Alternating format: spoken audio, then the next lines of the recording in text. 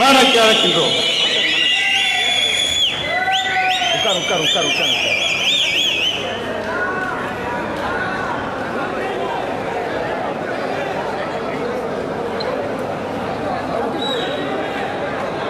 அன்பார்ந்த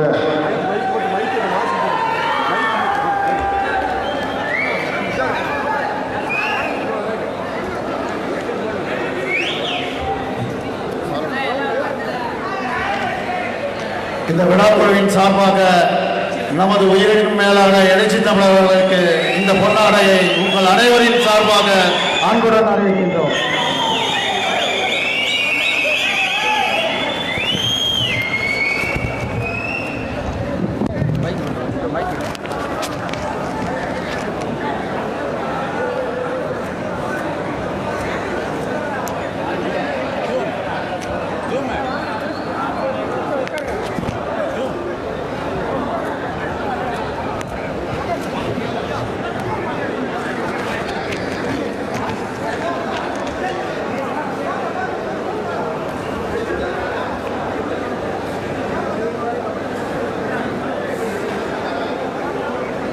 சமூக நீதி சமூகங்களின் ஒற்றுமை கருத்தரங்கை தலைமை தாங்கி சிறப்பித்துக் கொண்டிருக்கிற சேலம் மாநகர் மாவட்ட செயலாளர் ஜெயச்சந்திரன் அவர்களை,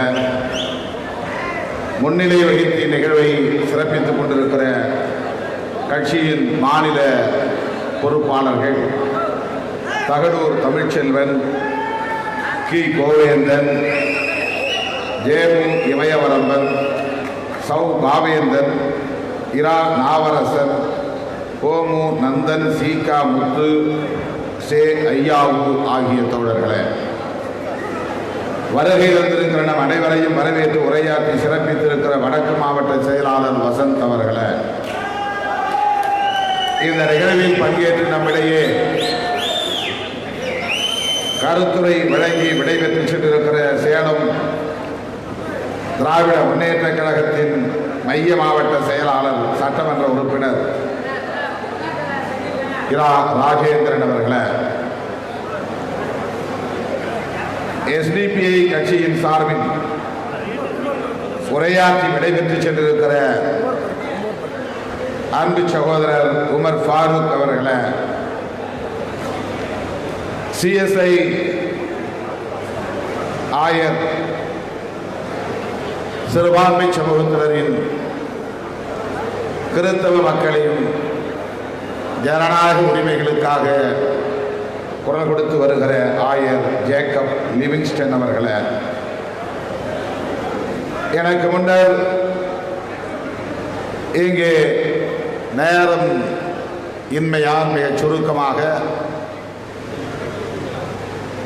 இந்த கருப்பொருளை மையப்படுத்தி கருத்துரை வழங்கி அமர்ந்திருக்கிற திராவிடர் விடுதலை கழகத்தின் தலைவர் பெருமதிப்பிற்குரிய அண்ணன் கொளத்தூர் மணி அவர்களே,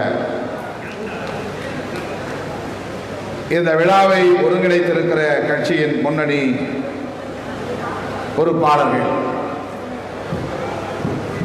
ஏசி பாவரசு அவர்களே, உஞ்சை அரசன் அவர்களே, வே கனியமுதன் அவர்களே, ஆ பாலசிங்கம் அவர்களே, இளஞ்சேக்குவேரா அவர்களே, நன்றியுரை ஆற்றவிருக்கிற நாடாளுமன்ற தொகுதி செயலாளர் கு ஆறுமுகம் அவர்களே, இந்நிகழ்விலே பங்கேற்று கவியரங்கத்தை வெற்றிகரமாக நடத்தி இந்நிகழ்வுக்கு சிறப்பு சேர்த்திருக்கிற புரட்சி கழக இளையக்கம்பன் அவர்களே, கவிஞர்கள் தமிழமுதன், கிருதயா, தமிழ்தம்பி, இளங்கவி அசோக்குமார் ஆகிய தோழர்களே, வரவேற்புரை நல்கிய இளஞ்சிறுத்தைகள் எழுச்சி பாசறையின் மாவட்ட அமைப்பாளர் சாமுராய் குரு அவர்களே, நன்றியுரை வழங்கிய மாநகர் மாவட்ட பொருளாளர் காஜா மைதீன் அவர்களே, இந்த நிகழ்விலே பங்கேற்று இதனை சிறப்பித்துக் கொண்டிருக்கிற மாவட்ட செயலாளர்கள் ஜெயந்தி ஜானகிராமன், கிருஷ்ணகிரி கனியமுதன், பூமு மாயவன், சிறுத்தை வள்ளுவன், ஈரோடு அம்பேத்கர், ஈரோடு அரசாங்கம், பழமணிமாறன், வே காமராஜ் ஆகிய தோழர்களை, வீணா தமிழன், அங்கப்பன், மொழியரசு, ஆதித்யன், பௌத்த பெருமாள், அசோகன், ஈரோடு சாதிக், இரா தமிழமுதன், பகுத்தறிவன், பே கரிகாலன், இ வீரமணி, மு கலைச்செல்வன், மா சாந்தி, பாம்பே ஜெயராமன், ராஜேந்திர பாபு, வழக்கறிஞர் வீரமணி, சுடரொளி, தா ஈஸ்வரன், கருப்பையா ஸ்ரீதர், ஏற்காடு கந்தசாமி, சரசுராம் ரவி, சிவக்கொழுந்து, மாசி சிவா, கிருஷ்ணமூர்த்தி, சேகர், காசி விஸ்வநாதன், இப்ராஹிம், முருகேசன், வேலுச்சாமி ஆகிய இந்த பகுதியைச் சார்ந்த மாநில பொறுப்பாளர்களே, மாவட்ட நிர்வாகிகளே, வடக்கு மாவட்டம், சேலம் மாநகர் மாவட்டம், கிழக்கு மாவட்டம், மேற்கு மாவட்டம் ஆகிய மாவட்டங்களை சார்ந்த நிர்வாகிகளே,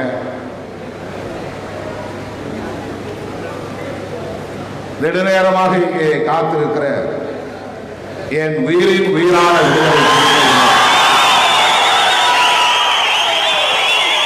உங்கள் அனைவருக்கும் என்னுடைய பணிவார்ந்த வணக்கத்தை தெரிவித்துக் கொள்கிறேன். பெயர்கள் விடுபட்டிருந்தால் தயவு கூர்ந்து பொறுத்தருட வேண்டுகிறேன். இப்போது மணி 10:03 ஆகிறது.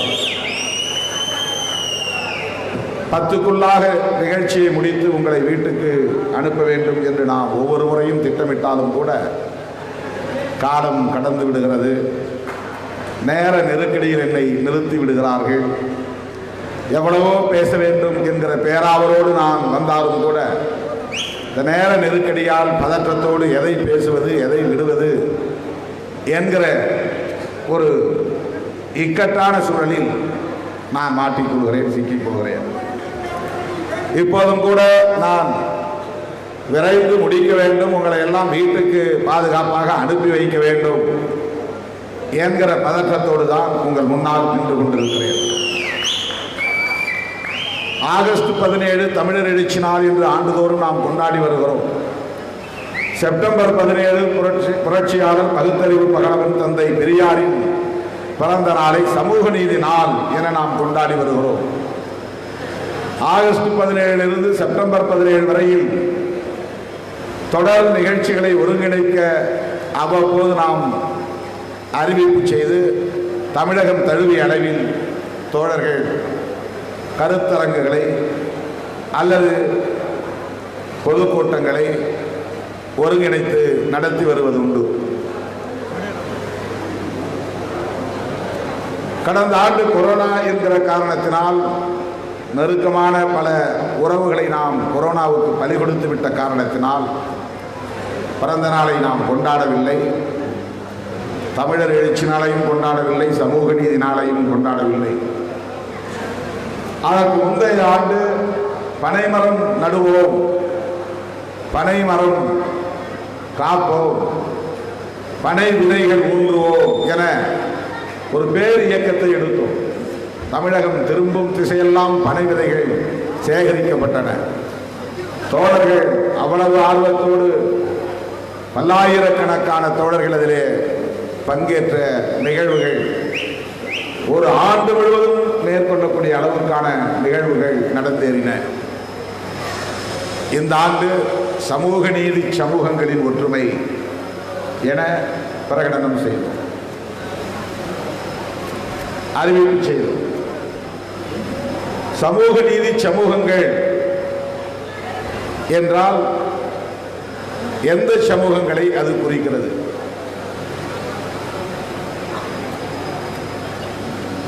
Schedule cost, schedule tribes, OBC, minorities,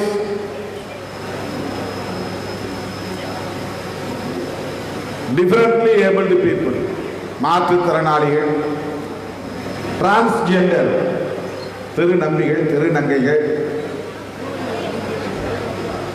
இவர்கள் அனைவருமே சமூக நீதி கோருகிற சமூக பிரிவினர். ஆங்கிலத்திலே ரிசர்வ்டு கேட்டகரிஸ் என்று சொல்லுகிறார்கள். இடஒதுக்கீட்டு பிரிவினர் என்று அழைக்கிறார்கள்.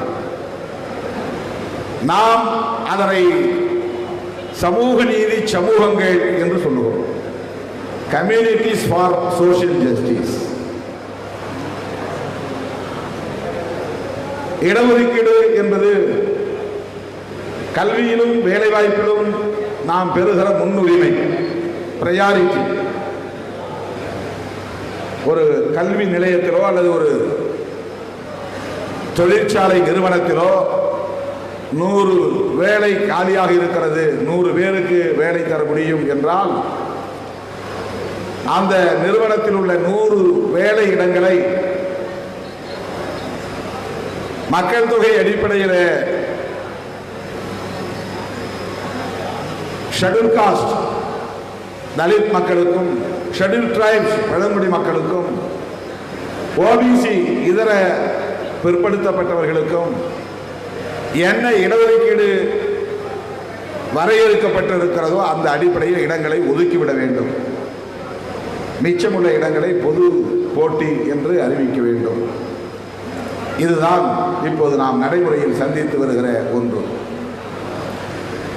கல்வியாயிருந்தாலும், அதாவது பெரிய உயர்கல்வி நிறுவனங்களில் படிப்பதாக இருந்தாலும், அது மருத்துவமாக இருக்கலாம், பொறியியலாக இருக்கலாம், வழக்கறிஞர் படிப்பாக இருக்கலாம், சட்ட படிப்பாக இருக்கலாம், அல்லது ஆர்ட்ஸ் அண்ட் சயின்ஸ் கலை மற்றும் அறிவியல் பாடங்களாகவும் இருக்கலாம். இவற்றில் குறிப்பிட்ட சமூக பிரிவினருக்கென்று இடங்களை ஒதுக்கி வைக்க வேண்டும் என்பதுதான் ரிசர்வேஷன் பாலிசி. இந்த நிலைப்பாடு எந்த பின்னணியில் இருந்து வந்தது? எந்த ஒரு நிலைப்பாடும் ஒரு கொள்கை பின்னணியில் இருந்துதான் வரும். எந்த ஒரு நிலைப்பாட்டை எடுத்தாலும் நமக்கு தெரிந்தோ தெரியாமலோ, நாம் புரிந்தோ புரியாமலோ ஒரு கொள்கையை ஏற்றுக்கொண்டிருப்போம், அல்லது உள்வாங்கி இருப்போம், அல்லது உடன்பட்டு இருப்போம்.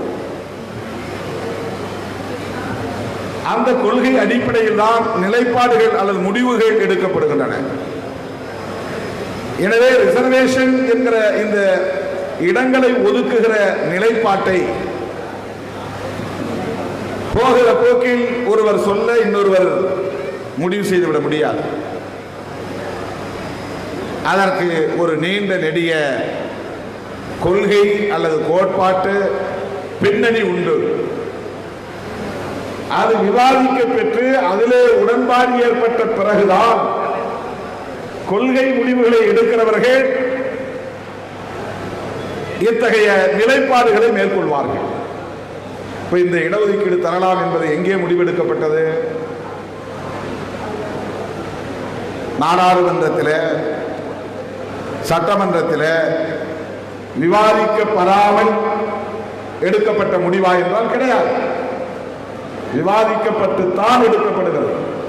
எஸ்சிக்கு தமிழ்நாட்டிலே 18%, எஸ்டிக்கு 1%, இப்படி ஒதுக்கலாம் என்கிற ஒரு முடிவை ஒரு முதலமைச்சர் தன்னுடைய விருப்பம் போல் அறிவித்துவிட முடியாது.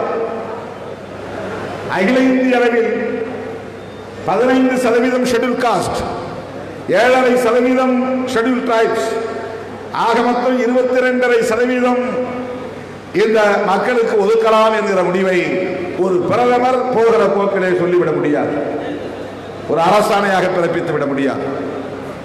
இது பற்றி ஒரு நீண்ட நெடிய விவாதம் பல தலைமுறைகள் நடத்தப்பெற்ற பின்னர் தான் அதில் உடன்பாடு ஏற்பட்டு அதன் பின்னர் நாடாளுமன்றத்திலே விவாதிக்கப்பட்டு பெரும்பான்மை அடிப்படையிலே ஏற்கப்பட்டு நிறைவேற்றப்பட்டு அது ஒரு முடிவாக அல்லது சட்டமாக அல்லது ஒரு அரசு ஆணையாக வெளிவரும். எனவே நமக்கு இடஒதுக்கீடு தருகிறார்கள் என்று சொன்னால் இது அம்பேத்கர் சொன்னார், நேரு ஏற்றுக்கொண்டார் என்று வந்ததல்ல. அவர்கள் தங்களுக்கு இடையில் நடத்திய விவாதம் இருக்கிறதே, அதுதான் கொள்கை போர். அவ்வளவு எளிதாக யாரும் ஒத்துக்கொள்ள மாட்டார்கள். ஓபிசிக்கான இடஒதுக்கீடு என்பது 1989க்கு பிறகுதான் வருகிறது. மாநில இடஒதுக்கீடு உண்டு, மத்தியிலே இடஒதுக்கீடு கிடையாது. மத்திய அரசு நிறுவனங்களில், மத்திய அரசு கல்வி நிறுவனங்களில் இடஒதுக்கீடு என்பது ஓபிசி என்றால் O other, P backward, C class. Other backward class உங்களுக்கு எல்லோருக்கும் தெரியும்.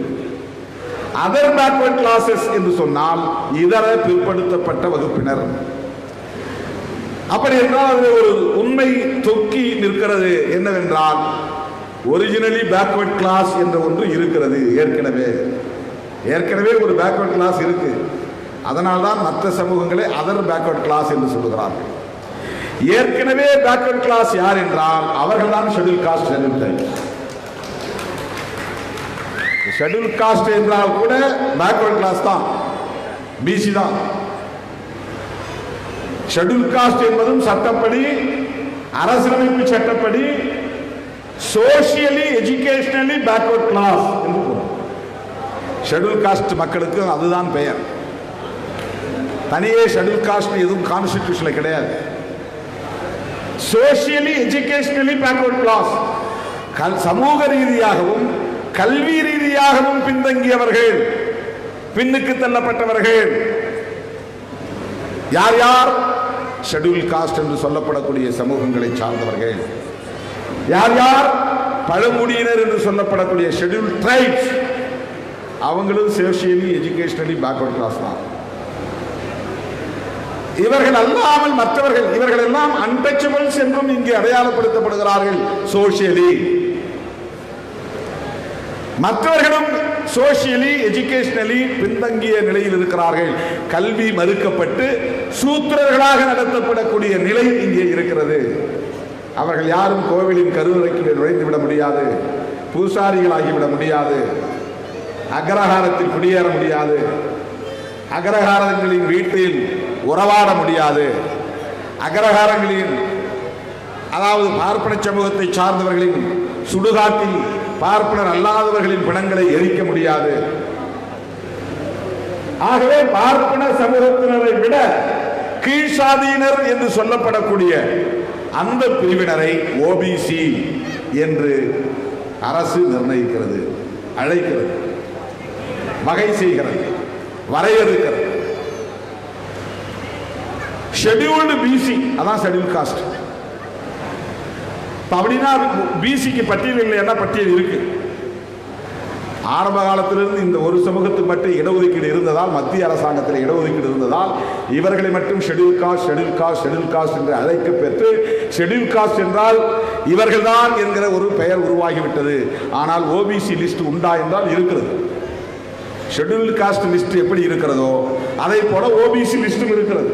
இந்தியாவிலே என்னென்ன சாதியினர் ஓபிசி என்கிற பட்டியல் மத்திய அரசாங்கத்திலும் இருக்கிறது, மாநில அரசாங்கத்திலும் இருக்கிறது. அதனால்தான் மாநில அரசாங்கம் ஓபிசியை இரண்டாக பிரிக்கிறது. பிசி எம்பிசி என்று, பிசி எம்பிசி என்று பிரிக்கிறது. Backward, most backward. அதுல 115 சாதிகளை எம்பிசி என்று வகைப்படுத்துகிறது, பட்டியல் போட்டு வைத்திருக்கிறது. மற்ற சாதிகளை பிசி சாதி, பேக்வர்ட் கம்யூனிட்டிஸ், பேக்வர்ட் கிளாஸஸ் என்று வகைப்படுத்தி வைத்திருக்கிறது. எனவே பட்டியல் சமூகம்னா எல்லாரையும் தான் குறிக்கும், இடஒதுக்கீடு பெறக்கூடிய எல்லோரையும் குறிக்கும், ஷெட்யூல் காஸ்ட் மட்டும் குறிக்காது. இந்த எல்லா சமூகத்தினருக்கும் அரசியலமைப்பு சட்டத்திலே சொல்லப்படுகிற வார்த்தையின் பெயர் சோசியலி எஜுகேஷனலி பேக்வர்ட் கிளாஸஸ். இதுதான் இப்ப நாம சமூக நீதி சமூகங்கள் அப்படின்னு நம்ம சொல்றோம்.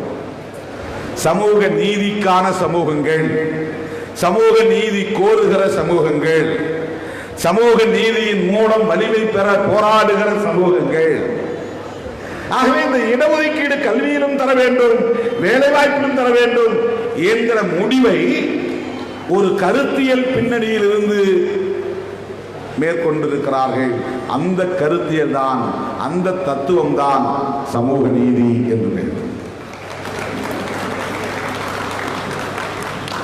கோர்ட்ல கொடுக்கிற நீதி எப்படி கொடுக்குறாங்கன்னா, இவனை அடிச்சிட்டான், கொலை செய்யும் நோக்கத்தோடு தாக்கினான் அப்படின்னு கேஸ் போடுறான். 307 ஐபிசி, இந்தியன் பீனல் கோட். இவனை வெறுமனை அடிக்கல, இவனை கொலை செய்தாங்கிற கொலை வெறியோடு தொலைஞ்சி போனா உன்னை ஒழிக்காம விட மாட்டேன், செத்து தொலை என்றவன் சொல்லிக்கொண்டே அடித்தான்னு அதில் எழுதுவான். அப்படி சொன்னாலும் சொல்லலையே, ஆனால் இன்ஸ்பெக்டர் அப்படி எழுதுவான். அப்படி எழுதினாதான் அது மேட் அவுட் ஆகும் செக்ஷன். நீ செத்து போனா உன்னை கொல்லாம விட மாட்டேன்னு சொல்லிக்கிட்டே அவர் அடிச்சார். அங்கே அவன் உண்மையே சொல்லியிருக்க மாட்டான், ஆனால் இன்ஸ்பெக்டர் அப்படி எழுதினாதான் அந்த செக்ஷன் மேட் அவுட் ஆகும்னு அப்படி எழுதுவார். வழக்கு விசாரணைக்கு வருகிறது. குற்றப்பத்திரிகை தாக்கல் பண்ண பிறகு ட்ரையல் கமிட் ஆகும். அது வரணும் ட்ரையல் கமிட் ஆகாது. ட்ரையல்னா விசாரணை, குற்றப்பத்திரிகைனா சார்ஜ் ஷீட். குற்றப்பத்திரிகை எப்போ அவங்க தாக்கல் பண்ணுவாங்கன்னா இன்வெஸ்டிகேஷன் முடிச்ச பிறகு. இன்வெஸ்டிகேஷன்னா புலனாய்வு. எதை பேஸ் பண்ணினா எஃப்ஐஆரை பேஸ் பண்ணி. எஃப்ஐஆர்னா ஃபர்ஸ்ட் இன்ஃபர்மேஷன் ரிப்போர்ட், முதல் தகவல் அறிக்கை. அது உண்மையாகவும் இருக்கலாம், பொய்யாகவும் இருக்கலாம். ஒருத்தன் வந்து சொல்கிறான் என்னை ஒரு 30 பேர் சேர்த்து வந்து அடித்தாங்கன்னு, அங்கே இல்லாதவங்களாம் சேர்த்து பேரை கொடுத்துருவான். அது இன்ஃபர்மேஷன், ஒரு தகவல் தான். ஆனால் அதை வாங்கிட்டு ஒரு எஃப்ஐஆர் போட்டு ரசீது கொடுக்க வேண்டிய பொறுப்பு போலீஸுக்கு இருக்குது. அதனால தான் அதுக்கு பேர் ஃபர்ஸ்ட் இன்ஃபர்மேஷன் ரிப்போர்ட், முதல்ல கொடுத்த தகவல். அது உண்மையாகவும் இருக்கலாம், பொய்யாகவும் இருக்கலாம். அதில் இருக்கிற பேர் சேர்க்கப்பட்டதாகவும் இருக்கலாம், அதில் விடுபட்ட பேர் கூட ஒருத்தர் குற்றவாளி வெளியில் இருக்கலாம். அதற்காக ஐஓன்னு ஒருத்தர் போட்டு இன்வெஸ்டிகேஷன் ஆஃபீஸர். பெரும்பாலும் வந்து மற்ற வழக்குகளில் இன்ஸ்பெக்டர் தான் இன்வெஸ்டிகேஷன் ஆஃபீஸராக இருப்பான். இந்த எஸ்சிஎஸ்டி வழக்கு விசாரினா டிஎஸ்பி வந்து இன்வெஸ்டிகேஷன் ஆஃபீஸர், புலனாய்வு அதிகாரி. அதுக்கு பிறகு அவங்க வந்து புலனாய்வு பண்ணுவாங்க. என்ன புலனாய்வு பண்ணுவாங்கன்னா, இவன் சொன்னதெல்லாம் உண்மையா, இப்படி நடந்ததா, 2 தரப்பையும் கூப்பிட்டு வச்சு தனித்தனியாக விசாரிப்பான். அப்புறம் ஆட்களை போட்டு விசாரிப்பான். கிடைத்த தரவுகளை எல்லாம் திரட்டுவான், அதாவது எவிடன்ஸ்லாம் திரட்டுவான். அடிச்சு எதால் அடித்தான், உருட்டுக்கட்டையால் அடித்தானா, இரும்பு பைப்பால் அடித்தானா, கையில் என்ன வச்சுருந்த, கத்தி வச்சுருந்தானா, என்ன மாதிரியான கத்தி வச்சுருந்தான், அந்த ஆயுதங்களை எல்லாம் எடுக்கணும். பேசுனதுக்கு ஆதாரம் ஏதாவது இருக்கா, ஃபோனில் டேப் ஆயிருக்குதா, செல்ஃபோனில் ஏதாவது உங்களுக்கு டயல் பண்ண நம்பர் இருக்கா, இது எல்லாத்தையும் எடுத்து ஒரு முடிவுக்கு வந்து ஆய்வு பண்ணி, ஆமாம் இவனை கொல்றதுக்கு தான் அவன் முயற்சி பண்ணனான்னு வந்து குற்றப்பத்திரிகை தாக்கல் பண்ணி விசாரணை முடிஞ்ச பிறகு ஜட்ஜி பார்த்து ஒரு தீர்ப்பு சொல்லணும். அவர் அந்த இடத்துக்கு போனவர் கிடையாது. அது இந்த எஃப்ஐஆர் போட்டு 10 வருஷத்துக்கு முன்னாடி போட்டிருப்பான். வழக்கு எல்லாம் கோர்ட்டில் ரொம்ப நாளைக்கு பிறகு அதுக்கிடையில் எத்தனையோ நீதிபதி வந்துட்டு போயிருப்பான். புதுசாக ஒரு நீதிபதி வந்து உட்கார்ந்து பார்ப்பார். எதை வச்சு தீர்ப்பு சொல்லுவார்னா, இவங்க சொன்ன சாட்சியம், விட்னஸ் வேறு இருந்தது. இவன் பார்த்தான், இவன் கூட இருந்தான், இவன் தான் இப்படி அடித்தான், இவன் அடிக்கும்போது பக்கத்தில் நின்னா, இவன் கையில் இதை எடுத்து கொடுத்தான், எல்லாத்தையும் விசாரிப்பாங்க. பக்கத்தில் இருந்து நமக்கு சாதகமான விசாரணை சாட்சியங்களையும் விசாரிப்பாங்க. எல்லாத்தையும் விசாரித்து முடித்த பிறகு சான்றுகள், சாட்சியங்கள் இதெல்லாம் விசாரித்து இதை 2ஐயும் பேஸ் பண்ணி தான் அவன் தீர்ப்பு சொல்லுவான். அதுக்கு பேர் ஜஸ்டிஸ். அவன் எப்படி தீர்ப்பு கொடுத்தாலும். இப்போ நாம் சொல்கிற இந்த ஜஸ்டிஸ் இருக்க, இந்த ஜஸ்டிஸ் அந்த மாதிரியான நீதிமன்றம் அளிக்கக்கூடிய தீர்ப்பு அல்ல. அது கோர்ட் ஆஃப் ஜஸ்டிஸ், நீதி வழங்கக்கூடிய மன்றம். அதை வழங்கக்கூடியவருக்கு பேரே ஜஸ்டிஸ் வேணுகோபால், ஜஸ்டிஸ் கோபாலசாமி அப்படின்னு சொல்லுவாங்க, நீதி அரசர் அப்படின்னு சொல்லுவாங்க. இந்த சோசியல் ஜஸ்டிஸ்ங்கிறது சமூக நீதி. இந்த சமூக நீதி என்ற சொல்லுக்கு பெரிய வரலாறு இருக்கிறது. இதுல வந்து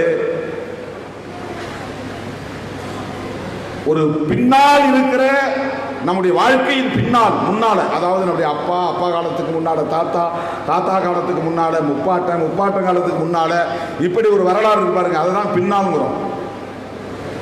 வரலாறு சொல்லும்போது பின்னால் தான் சொல்லணும். எனக்கு பின்னால எங்கள் அப்பாவுக்கு பின்னால் எங்கள் அப்பாவை பெற்ற அப்பா, எங்கள் தாத்தாவுக்கு பின்னால் அவரை பெற்ற அப்பா அப்படின்னு சொல்லுவோம்.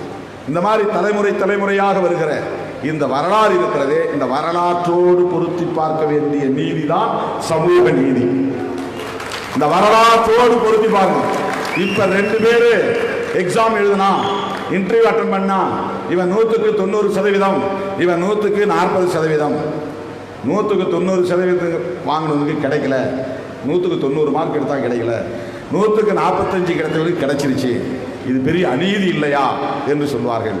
இதுக்கு பேர் தான் சோசியல் ஜஸ்டிஸ், சமூக நீதி. 90க்கு கிடைக்காது, 40க்கு கிடைக்கும். 90க்கு கொடுக்க முடியாது, 40க்கு கொடுத்தாக வேண்டும்.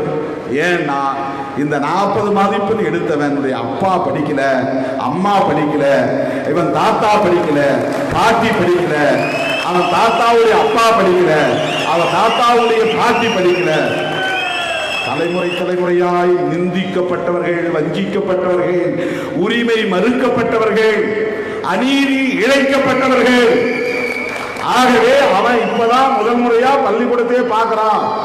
அவன் முட்டாய் கடையை முறைச்சு பார்க்குற மாதிரி பார்க்கிறான் பள்ளிக்கூடத்தை. இப்பதான் முதல் முறையா தலையில எண்ணெய் வைக்கிறான். இப்பதான் முதல் முறையா சோப்பு வாசம் அவனுக்கு தெரியுது. இப்பதான் முதல் முறையா அவன் பவுடர் எடுத்து பூசுறான். இப்பதான் முதல் முறையா அவன் நல்ல சட்டை பேண்ட போடுறான். இப்பதான் முதல் முறையா அவன் நகரத்தை பார்க்கிறான். இவன் முதல் முறையா வந்தவனும் பாட்டை முப்பாட்டை நீதிபதியா இருந்திருக்கிறான், ஆடிட்டரா இருந்திருக்கிறான், டாக்டரா இருந்திருக்கிறான், என்ஜினியரா இருந்திருக்கிறான். நீ அவன் பரம்பரையில நீ படிச்சு நீயும் இவனும் போட்டி போட்டு நீ 90 எடுத்தா அது 40க்கு கீழே தான். இவன் 40 எடுத்தா அது 90க்கு மேலதான். இப்படி வழங்குகிற நீதிக்கு பெயர் தான் சமூக நீதி, சோசியல் ஜஸ்டிஸ். அதனால்தான் அதுக்கு பேர் சோசியல் ஜஸ்டிஸ்.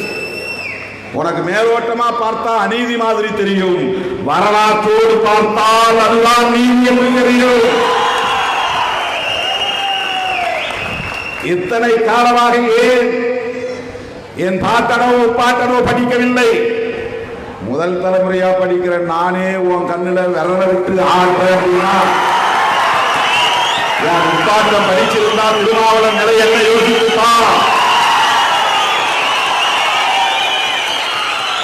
என் பாட்டனுக்கு பாட்டம் படித்திருந்தால் திருமாவளவன் எப்படிப்பட்ட தன்னுடையவனாக இருந்திருப்பார், ஆற்றல் வாய்ந்தவனாக இருந்திருப்பார் என்பதை எண்ணித்தான். நான் ஆவரேஜ் ஸ்டூடெண்ட் தான், நான் சராசரி மாணவன் தான். நான் டிஸ்டிங்ஷன்லாம் எடுக்கல. எஸ்எஸ்எல்சியில் நான் 60%, கரெக்டாக 60%. 5 சப்ஜெக்ட் நான் வாங்கின மதிப்பெண் 301, சரியா 60%. ஃபர்ஸ்ட் கிளாஸில் பாஸ் பண்ணேன். ஆனால் 9வது போய் நான் முதல்ல சேரும்போது எங்கள் வகுப்பில் மொத்தம் 35 பேரோ 40 பேர் இருந்தாங்க. எங்கள் அப்பாவிட்ட போய் ப்ராக்ரஸ் ரிப்போர்ட்னு அப்போ இங்கிலீஷில் சொல்லுவாங்க. ப்ராக்ரஸ் ரிப்போர்ட் அது என்னென்னா மாதம் ஒரு எலெக்ஷன், ஒரு தேர்வு வைப்பாங்க, டெஸ்ட்டு. அந்த டெஸ்ட்டில் தமிழுக்கு இவ்வளவு, இங்கிலீஷ் இவ்வளவு, கணக்கு இவ்வளவுன்னு எழுதுவாங்க. அதை கொண்டு போய் அப்பாவிட்ட காட்டி கையெழுத்து வாங்கணும் வீட்டில் பிள்ளைங்க. அதுக்கு பேர் ப்ராக்ரஸ் ரிப்போர்ட். நான் 9வதுல திட்டக்குள்ளே படித்தேன். 8வது வரணும் அங்கனூரில் படித்தேன். அங்கனூரை தாண்டி ஒரு ஊரும் எனக்கு தெரியாது. 13 வயசு வரணும், எந்த ஊருக்கும் போனதில்லை.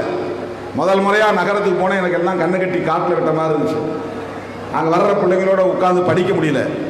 அங்கே வாத்தியார் பேசுகிறத சரியாக புரிஞ்சிக்க முடியல, தமிழே புரியல. ஏன்னா எனக்கு அங்கே வெறும் ஏபிசிடி தான் கற்றுக் கொடுத்தாங்க 8வது வரையிலும். வாத்தியார் மேலே படி சொல்லக்கூடாது, சூழலை படி.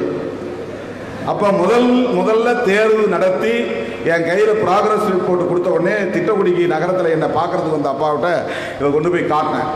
வாங்கி பார்த்துட்டு இதில் கையெழுத்து போடணுமான்னாரு. ஆமாம்பாங்க. நான் இதில் போட மாட்டேன்னாரு. இதில் எப்படி போடுறதுன்னாரு. என்ன ஏன்ப்பா? நீ 28வது ரேங்க் எடுத்துருங்க, 28வது ரேங்க் எடுத்துட்டு நான் கையெழுத்து போடணுமா? நீ 2வது ரேங்க் 3வது ரேங்க் எடுக்கிறேன்னே நான் கையெழுத்து போடுறேன் போ அப்படின்னு நான் கையெழுத்து போடல. இது சத்தியமாக நடந்தது. எனக்கு அப்போதான் சொல்லிச்சு. நான் ஹாஸ்டலில் தங்கியிருந்தேன். அந்த ஹாஸ்டலில் தான் எங்கள் அப்பா என்னை பார்க்க வருவார். நான் ப்ராக்ரஸ் ரிப்போர்ட் கொண்டு போய் காட்டினோடனே என்னுடைய ரேங்க் 28வது ரேங்க். அவர் கையெழுத்து போட மாட்டேன்னார். நான் போய் எங்கள் வாத்தியார்ட்ட கொடுத்தேன். எங்கள் அப்பா சொன்னது அப்படியே சொன்னேன். அவர் அடுத்த மாதம் சேர்த்து வாங்கிக்கோ, இப்போ ஒழுங்காக படினார். அப்புறம் காலாண்டு தேர்வு நடந்தது, ரிசல்ட் வந்தது, 3வது ரேங்க். இதுவும் சத்தியமா நடந்தது, உண்மையிலே நடந்தது, உண்மையிலே நடந்தது. எங்க ஸ்கூல்ல நானும் இன்னொரு பையனும் தான் 3வது ரேங்க் மாறி. ஒரு ஃபர்ஸ்ட் ரேங்க் செகண்ட் ரேங்க் 2 பேர் அண்ணன் தம்பி இருக்காங்க. அவங்க தான் மாறி மாறி வருவாங்க. திட்டக்குடியில் இருக்கிற பையன் அவங்க 2 பேர் தான் மாறி மாறி வருவாங்க. ஒருத்தன் ஃபர்ஸ்ட் ரேங்க் எடுத்தான்னா அண்ணன் ஃபர்ஸ்ட் ரேங்க் எடுத்தா தம்பி செகண்ட் ரேங்க் எடுப்பான். தம்பி ஃபர்ஸ்ட் ரேங்க் எடுத்தானா அண்ணன் செகண்ட் ரேங்க் எடுப்பான். இந்த 3வது ரேங்கில் எனக்கு ஒரு தம்பி ரவின்னு ஒருத்தர் இருந்தான், டெய்லர் ரவி. அவன் இறந்துட்டான். நான் 3வது ரேங்க் எடுத்தேன்னா அவன் 4வது ரேங்க். அல்லது நான் 4வது ரேங்க் எடுத்தா 3வது ரேங்க், இப்படிதான் அப்புறம் 10வது ரேங்க் 11வது ரேங்க் போகும். 2 மாசத்துல பிக்கப் பண்ணி 28வது இடத்துல திருமாவளவன் 3வது இடத்தில் வந்தார். அதான் எங்க அப்பாவுக்கு நான் கையெழுத்துவாங்க. வாய்ப்பும் வசதியும் நமக்கு இல்லாத காரணத்தினால்தான் கல்வியிலும் வேலை வாய்ப்பிலும் போட்டி போட முடியாத நிலையிலே பெண்ணுக்கு தள்ளப்பட்டது. அதனாலேயே தாழ்வு மனப்பான்மை என்கிற உளைச்சலுக்கு ஆளாகி படிப்பை பாதியிலேயே விட்டுவிட்டு ஓடுகிற எத்தனையோ இளைஞர்கள் உண்டு. இது எவ்வளவு மோசமான ஒரு சமூக உளவியல் என்பதை நீங்கள் புரிந்து கொள்ள வேண்டும். நீ குளிக்காத குளத்துல இறங்காத. அதான் பெரியார் சொன்னதை சொன்னார். ஏண்டா உனக்கு அறிவு இருக்கா மடப்பையில? அவனை குளத்துல இறங்காதுன்னு சொல்லிட்டு அப்புறம் அழுக்கா இருக்கிறான்னு சொல்றியே, உனக்கு கொஞ்சமாவது மூளை இருக்கா? நீ ஆத்துல இறங்கி விட்டு குளத்துல இறங்கி விட்டு அவன் குளத்துல இறங்கலாம் ஆத்துல இறங்கலாம் அப்படின்னு சுதந்திரம் இருந்து அவன் குளிக்காம இருந்தான்னா நீ சொல்லலாம். அவன் நீ குளத்துல இறங்க விடாம தடுக்கிற, ஆத்துல இறங்க விடாம தடுக்கிற, அப்புறம் அவன் குளிக்காம இருக்கிறான்னு சொல்ற எவ்வளவு பெரிய முட்டாள். அதான் நாம பெரியார் சொன்னதான் சொல்லுவாங்க. சங்கராச்சாரியரையே குளிக்காம ஒரு 10 நாள் வீட்டுக்குள்ள கூட்டி வச்சுட்டு வந்து அப்புறம் போய் பார்த்தா தெரியும் அவர் உடம்புல சந்தனம் மணக்குதா வேர்வை மணக்குதா என்பது தெரியும். சங்கராச்சாரிய மனுஷன் தானே, யாரா இருந்தாலும் மனுஷன் தான். குளிக்காம இருந்தா வேர்வை நாத்தம் அடிக்கும். வேர்வை நாட்டம் என்பது மனித இயல்பான ஒன்று.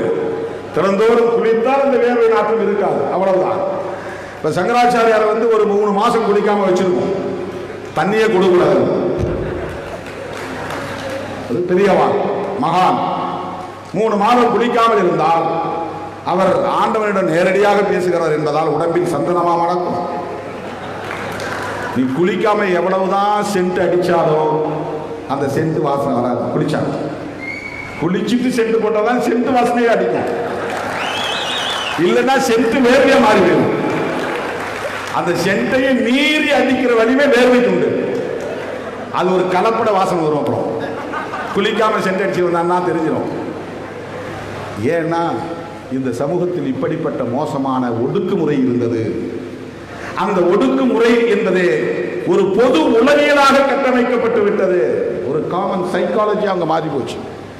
மேல் சாதி கீழ் சாதி, உயர்ந்த வர்ணம் தாழ்ந்த வர்ணம், இவன் இந்த வேலையை தான் செய்யணும், இவன் படிக்க கூடாது.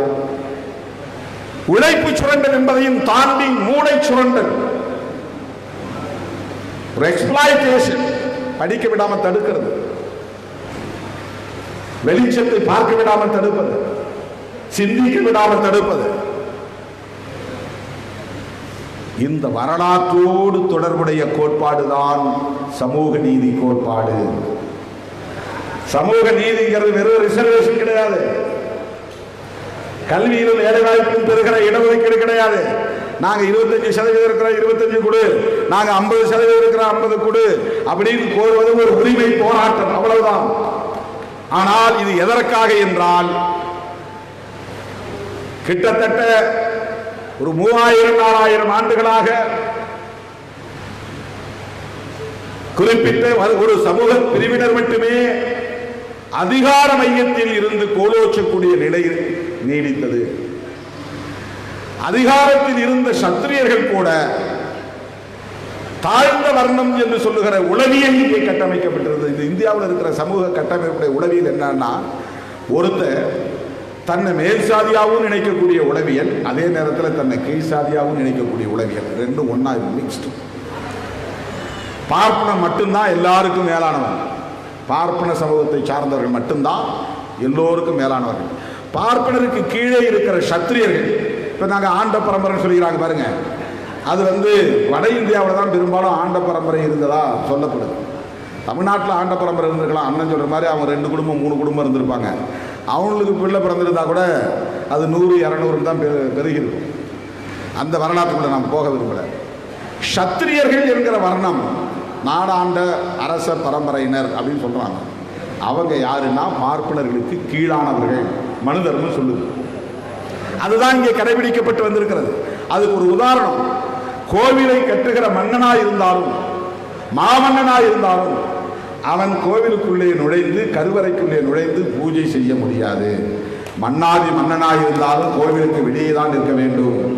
பூநூல் போட்ட ஒரு பூசாரி, ஒரு பார்ப்பனர் தான் உள்ளே நின்று கடவுளோடு பேச முடியும், பூஜை செய்ய முடியும். இந்த இடத்துல மன்னனை விட அவன் மேலானவன் என்பதை நிரூபிக்கக்கூடிய ஒன்றாக அதை நடைமுறைப்படுத்தி காட்டியிருக்கிறார்கள். ஆகவே இந்த சமூக கட்டமைப்பில் மேல் சாதி என்று கருதுகிற ஒரே ஒரு சமூகமாக பார்ப்பன சமூகமும், அவர்களுக்கு கீழே இருக்கக்கூடிய அனைவருமே பார்ப்பனருக்கு கீழ்சாதி. சத்திரியன் பார்ப்பனருக்கு கீழ்சாதி. ஆனால் அதே சத்திரியனுக்கு வைசியனை விட மேல் சாதிங்கிற உணர்வு. வைசியனுக்கு சத்திரியனை விட கீழ்சாதி, அதே வேளையில் சூத்திரனை விட மேல் சாதி. சூத்திரனுக்கு எல்லா 3 வர்ணத்துக்கும் கீழ்சாதி என்கிற உளவியல் இருந்தாலும் பஞ்சமனை கீழ்சாதியாக கருதுகிற உளவியல். ஆனால் பஞ்சமன் யாருன்னா இந்த 4 வர்ணத்தில் சேர்ற 5வது வர்ணம் கிடையாது. 5வது வர்ணம் இருந்தால் வர்ணாசிரம தர்மத்தில் சதுர்வர்ணம் மட்டும்தான் சொல்றாங்க, பஞ்சவர்ணம்னு சொல்ல. 5 வர்ணம் இருந்தால் பஞ்சவர்ணம்னு சொல்லுவாங்க. 4 வர்ணம் இருக்கிறதுனால சதுர்வர்ணம். சதுரம்னு நீங்க சொல்றீங்களா? சதுரம்னா 4 கோணம் இருக்கும், 4 பக்கம் இருக்கும், அதான் சதுரம். சதுர் என்றால் 4, சதுர் வர்ணம் என்றால் 4 வகைப்பட்ட சமூகங்கள்னு அர்த்தம். இந்த காஸ்ட் இண்டஸ்ல 4 வர்ணம் தான். அப்ப இந்த அவுட் காஸ்ட்ங்கிற பஞ்சம்னு சொல்றவங்க யாருன்னா இதுக்கு கீழே கிடக்கிற அடிநிலையில் கிடக்கிற 5வது சாதி அல்ல, இந்த 4 வர்ணத்தையும் எதிர்த்து நிற்கிற எதிர்நிலையில் இருக்கிற சமூகம். இந்த கோட்பாட்டை எதிர்த்து நிற்கிறவன், எதிரே நிற்பவன். இவன் ஒரு ஆளா நிற்கிறான், இவன் 4 பேரா நிற்கிறான். எப்பவுமே இவன் ஒரு குடும்பம் இருந்தா கூட அந்த ஊர்ல எதிர்த்தே நிற்பான். நீ ஊர்ல பாருங்க, 2000 குடும்பம் இருக்கிறதுல 10 குடும்பம் தான் இருக்கும். 10 குடும்பமா இருந்தாலும் நான் கொடியை நடுவேன், போஸ்டர் ஒட்டுவேன், நான் போராட்டம் நடத்துவேன். என்ன பண்ணுவேன் நீ? அந்த போர்க்குடம் ஜெயிக்கிறான் தோற்கிறான் வேற, ஜீன்ல ஒட்டி இருக்கு. அந்த போர்க்குடம் என்பது ஜீன்ல இருக்கு. இவன் எதிர்த்து நிற்கிறவன், அடிநிலையில் கிடக்கிறவன் அல்ல, எதிர்நிலையில் இருக்கிறவன். 4 பேருக்கு எதிரே, 4 வர்ணத்துக்கு எதிரே இருக்கிற அவுட்காஸ்ட், சாதி அற்றவர்கள். சாதி அற்றவர்களா இருக்கிறதால தான் வரவன் போறவங்களாம் இது சாதிக்கு பேர் வச்சுட்டு போறான். இவன் யாரும் சாதி கிளைம் பண்றதே கிடையாது. மற்றவங்களாம் நான் செட்டியாரு, நான் முதலியாரு, நான் ரெட்டியாரு, நான் பிள்ளைமாரு, நான் ஆயுடு, நான் முக்குளத்தூர், நான் நாடார், நான் கொங்கு கவுண்டர் அப்படின்லாம் பேர் வச்சுக்கிறாங்கல்ல, கிளைம் பண்ணிக்கிறாங்க. இவன் மட்டும்தான் சாதி இல்லை, சாதி இல்லை, சாதி ஒழிப்பு, சாதி ஒழிப்பு, மக்கள் விடுதலை, ஏதுனா சாதி, சாதி வேண்டாம், சாதி வேண்டாம், சாதி வேண்டாம் அப்படின்னு சொல்லிட்டு இருந்தாலும் ஒரு குலமா இருக்கிறதுனால வர்றவனா காந்தி வந்தாரு, ஹரிஜன். ஹரிஜன் அப்படின்னு, ஹரின்னா விஷ்ணு, மகாவிஷ்ணு, ஜன்னா மகாவிஷ்ணுவின் பிள்ளைகள். சாதி பேர் கிடையாது, ஹரிஜன் என்பது சாதி பேர் கிடையாது. அம்பேத்கர் இதையெல்லாம் ஷெட்யூல் காஸ்ட் அப்படின்னு வகைப்படுத்தி சொன்னார். ஒரு பட்டியல் போட்டு இவங்கெல்லாம் இந்தியா முழுக்க பொருளாதாரத்தாலையும் கல்வியாலும் பாதிக்கப்பட்டிருக்கிறாங்க, சமூக ரீதியாக பாதிக்கப்பட்டிருக்கிறாங்க.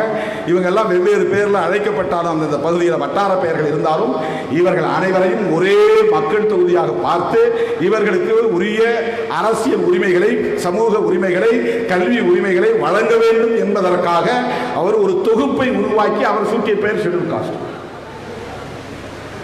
பண்டிதர் அயோத்திதாசர் பார்த்தார், இவனை பறையர், மல்லர், சக்கிலியர், அந்த சாதி, இந்த சாதி, வண்ணார், கிண்ணார் அப்படிலாம் கூப்பிடாத, இவனெல்லாம் ஆதி திராவிடர் கூப்பிடுறார்.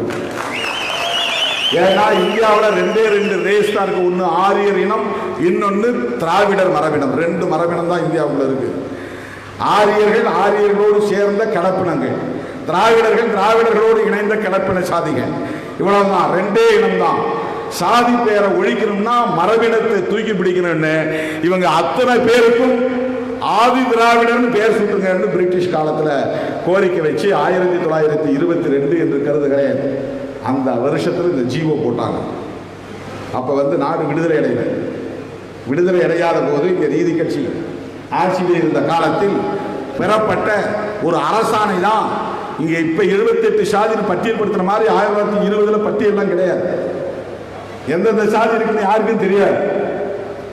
அப்படி இருந்த காலத்தில் இங்கே யாரெல்லாம் அப்படி தனிமைப்படுத்தப்பட்டு கிடக்கிறார்களோ அவர்கள் அத்தனை பேரையும், தீண்டப்படாதவர்கள் என்று சொல்கிறார்களோ அவர்கள் அத்தனை பேரையும் ஒற்றை பெயரில் அழைக்க வேண்டும். அது சாதி பெயர் இல்லை, மரபின அடையாளம் என்று ஆதி திராவிடர் என்கிற பெயரை முன்மொழிந்தார்.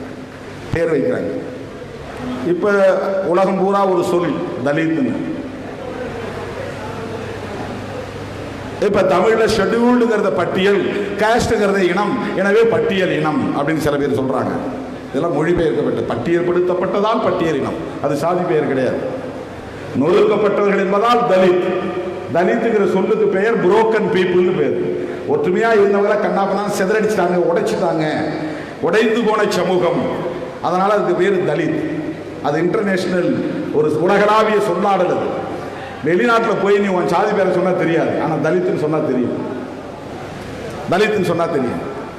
பெரும்பாலும் கிறிஸ்தவர்கள் அதை பயன்படுத்துகிறார்கள். அதனால அவங்க என்ன பண்றாங்க, இந்த பிஜேபி RSS எல்லாம் தலித்துன்னு சொல்லாத அப்படிமா. உடனே இந்த அவங்களோட கைகோர்த்து ஜால்ரா தட்டம்லாம் தலித்துன்னு சொல்லாத அப்படிம்பாங்க. நமக்கு எந்த அடையாளமும் தேவை? நமக்கான அடையாளம் சமூக நீதி தான். சமூக நீதி என்கிற கருத்தியல் தான். எதுக்கு சமூக நீதி? வலிமைப்படுத்துவது. யாரை வலிமைப்படுத்துவதற்கு? சமூகத்தை வலிமைப்படுத்துவதற்கு. எப்படி வலிமைப்படுத்துவது? அதிகாரம் உள்ள சமூகமாக வலிமைப்படுத்துவது. எம்பவர்மெண்ட், ஆங்கிலத்தில் எம்பவர்மெண்ட் என்று சொல்வாங்க. Empowerment of Dalits, empowerment of tribals, empowerment of women, empowerment of transgender, empowerment of differently able. இந்த மாதிரி சமூகங்கள் எல்லாம் நீ அதிகார வலிமை உள்ள சமூகமாக அவர்களை ஆளாக்க வேண்டும். அதற்குத்தான் சமூக நீதி. இவன் அதிகார வலிமை உள்ளவர்களா எப்படி மாற முடியும்? இவன் வாத்தியார் ஆகணும், VO ஆகணும், அல்லது பேராசிரியர் ஆகணும், பல்கலைக்கழகத்தில் துணைவேந்தர் ஆகணும், அல்லது தாசில்தார் ஆகணும், BDO ஆகணும், RDO ஆகணும், DRO ஆகணும், கலெக்டர் ஆகணும், IAS படிக்கணும், IPS படிக்கணும், ஆட்சி நிர்வாகத்தில் உட்காரணும், IG ஆகணும், DG DIG ஆகணும், SP ஆகணும், DSP ஆகணும், இன்ஸ்பெக்டர் ஆகணும், கான்ஸ்டபிள் ஆகணும். இதெல்லாம் உனக்கு பவர் தரக்கூடிய ஒன்று. எம்பவர்மெண்ட். அரச நிர்வாக அதிகாரத்தை பெற வேண்டும். ஆட்சி அதிகாரம் என்பது அரசு நிர்வாக அதிகாரமாகவும் பகிர்ந்து வழங்கப்படுகிறது. இது அட்மினிஸ்ட்ரேட்டிவ் பவர். MLA ஆவது, கீழே கவுன்சிலர் ஆவது, ஊராட்சி மன்ற தலைவர் ஆவது, MLA ஆவது, MP ஆகிறது, மந்திரி ஆகிறது, முதலமைச்சர் ஆவது, பிரதமர் ஆவது, இதெல்லாம் பொலிட்டிக்கல் பவர், அரசியல் அதிகாரம். எனவே இந்த அதிகாரத்தை பகிர்ந்து கொள்வதற்கு அடிப்படை கல்வி, எஜுகேஷன். கல்வி தேவைப்படுகிறது. அந்த கல்வியை நான் ஏற்கனவே படித்த சமூகத்தினரோடு போட்டி போட முடியாத நிலையில் நான் ஒரு சமூக முடமாக கிடக்கிறேன். Socially handicap. எனவே எனக்கு முன்னுரிமை தான். அவனோட போட்டி போட வைக்காத. நல்ல காலோட இருக்கிறவன் ஓடுறதுக்கும், ரெண்டு காலம் முடமாகி இருக்கிறவன் நல்ல காலோட சேர்ந்து ஓடுறதுக்கும் வித்தியாசம் இருக்குல்ல. இப்ப நல்ல கால், ரெண்டு காலும் நல்ல கால்களாக கொண்டவர்களுக்கு இடையிலே போட்டி நடக்கலாம். கால்கள் முடமாகி போனவர்களுக்கு இடையில் போட்டி நடக்கலாம். ஆனால் இந்த சமூகத்தில் எப்படி போட்டி நடத்துறான்னா, கால்கள் முடமாகி இருக்கக்கூடியவனையும் நன்றாக இரண்டு கால்களை கொண்டவனையும் ஒரே மைதானத்தில் விட்டு ஓடுங்கள் பார்க்கலாம் என்று சொல்கிறார். அப்படி ஒரு பொதுவான போட்டியை, சமமான போட்டியை சம வாய்ப்பு தராமல் நிகழ்த்தக்கூடாது, சம வலிமை இல்லாமல் நிகழ்த்தக்கூடாது. பாக்ஸிங் சண்டை போடும்போது கூட வெயிட் பார்ப்பேன். இந்த வெயிட் உள்ள குரூப்பு தான் மோதிக்க முடியும். மலை மாதிரி இருக்கிறவனும் சின்ன நோஞ்சா மாதிரி இருக்கிறவனும் சண்டை போட முடியாது. அப்போ இவன் 110 கிலோன்னா இவனும் ஒரு 100-110 கிலோ இருக்கணும். அப்போ தான் ரெண்டு பேர் பாக்ஸிங்கில் கலந்து முடியும். சாதாரண டென்னிஸ் விளையாட்டில் கூட ஏஜ் குரூப் வைப்பாங்க, வெயிட் கொடுப்பாங்க, சம வலிமை. அப்போ கல்வி, வேலைவாய்ப்பு, அரசியல் அதிகாரம், மற்ற அதிகாரங்களை பங்கு போட்டுக் கொள்ள வேண்டும் என்கிற நிலை வருகிற போது ஒரு போட்டியை நிகழ்த்தினால் அங்கே சம வலிமை தேவைப்படுகிறது. அந்த சம வலிமை இல்லாத போது வல்னரபிள் செக்ஷன்ஸ் அல்லது வீக்கர் செக்ஷன்ஸ் அல்லது மார்ஜினலைஸ்டு செக்ஷன்ஸ், இதெல்லாம் ஆங்கிலத்தில் சொல்ற வார்த்தை, பலவீனமான சமூகங்கள், வாய்ப்பு மறுக்கப்பட்டவர்கள், வஞ்சிக்கப்பட்டவர்கள், அவங்கள தான் மார்ஜினலைஸ்டு செக்ஷன் அப்படின்னு சொல்றோம், வல்னரபிள் செக்ஷன் அப்படின்னு சொல்றோம். ரொம்ப எளிதாக பாதிக்கப்படுவாங்க, இலகுவா பாதிக்கப்பட்டுருவாங்க. அவர்களுக்கு என்று சிலவற்றை ரிசர்வ் பண்ணி வை, அதான் ரிசர்வேஷன். ஒதுக்கி வை, தனித்து வை, அதில் யாரும் போட்டி போட வராது.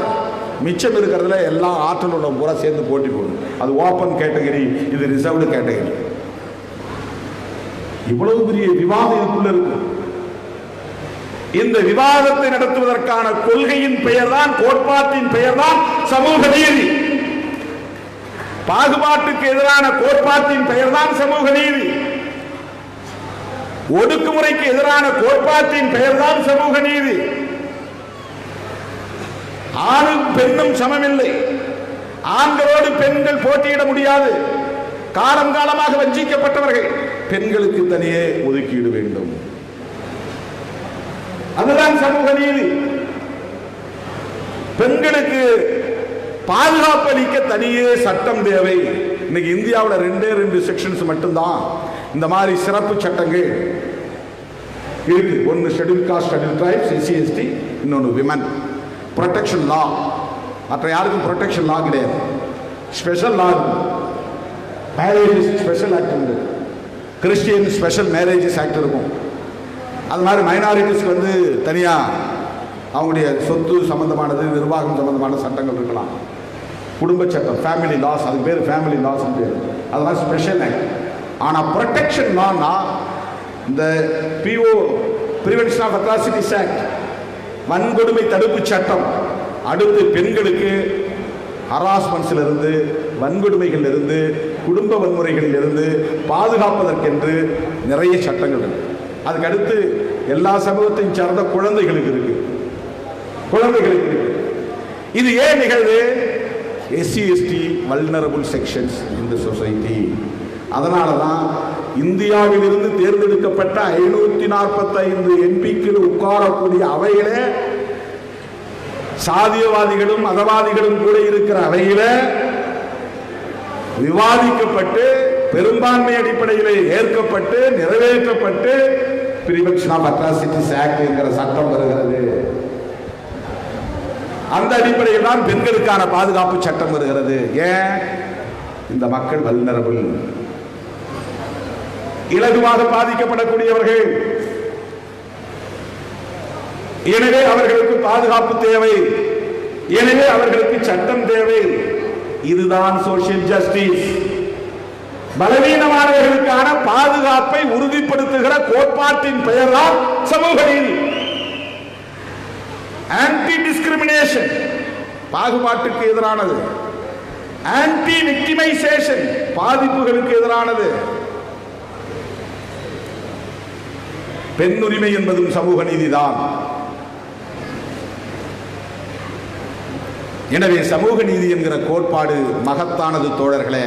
அதனால் இந்த சமூக நீதி OBC சமூகத்தினருக்கும் விரிவடைந்து, சமூக நீதி காவலர் VP சிங் அவர்கள் ஆட்சி காலத்தில் ராம்விலாஸ் பாஸ்வான் போன்றவர்கள் உடனிருந்து ஒத்துழைத்த நிலையில் நடைமுறைக்கு வந்தது. இப்போ விடுதலை சிறுத்தைகள் என்ன முன்வைக்கிறது என்றால், இதை மட்டும் சொல்லி நான் நிறைவு செய்ய விரும்புகிறேன் தோழர்களே.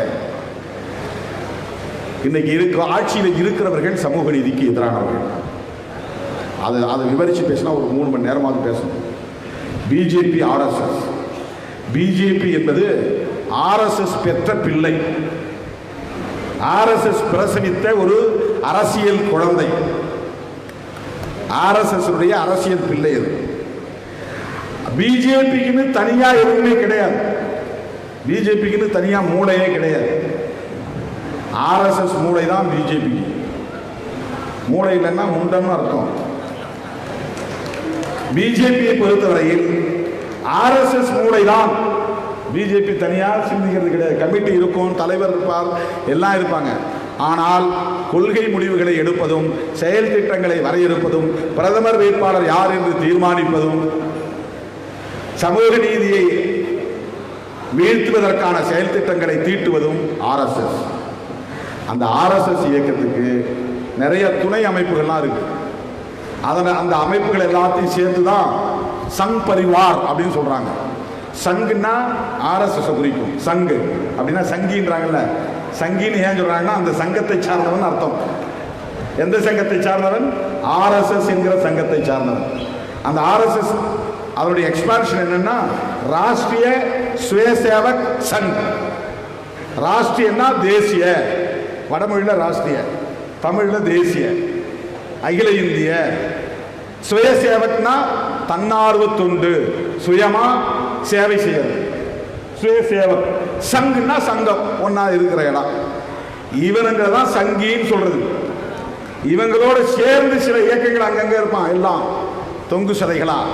விஸ்வ இந்து பரிஷத், தமிழ்நாட்டில் இந்து முன்னணி, அப்புறம் இந்து மக்கள் கட்சி, பஜ்ரங் தள், சனாதன் சன்சாத் அப்படின்னு ஒரு அமைப்பு இருக்கு. நிறைய அப்படி ஒரு 10, 15, 20க்கும் மேற்பட்ட அமைப்புகள் இருக்கு.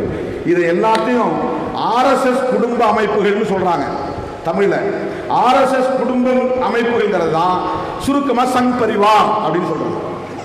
இவன் எல்லாரையுமே சங்கிகள் சொல்றது. இந்த சங்கிகளுடைய நோக்கம் என்னன்னா சமூக நீதி கூடாது, சாதியை ஒழிக்கக்கூடாது, பெண்கள் படிக்கக்கூடாது. அவங்க படிச்சுட்டாங்கன்னா ஆம்பளைங்களை அடைக்கிடுவாங்க. ஆம்பளைங்க அப்புறம் பொம்பளைங்கிட்ட கை கட்டி நிற்கணும். இந்த சமூக ஒழுங்கு பாதிக்கப்பட்டோம். குடும்பத்தில் ஒரு ஒழுங்கு இல்லாமல் போயிடும். பெண்கள் நடத்தை கெட்டவர்களாக மாறிவிடுவார்கள். அதனால பெண்களுக்கு கல்வியை கொடுக்கக்கூடாது, அவங்க கோயிலுக்கு வரக்கூடாது, அவங்க நீதிபதி ஆகக்கூடாது, அவங்க மந்திரி ஆகக்கூடாது.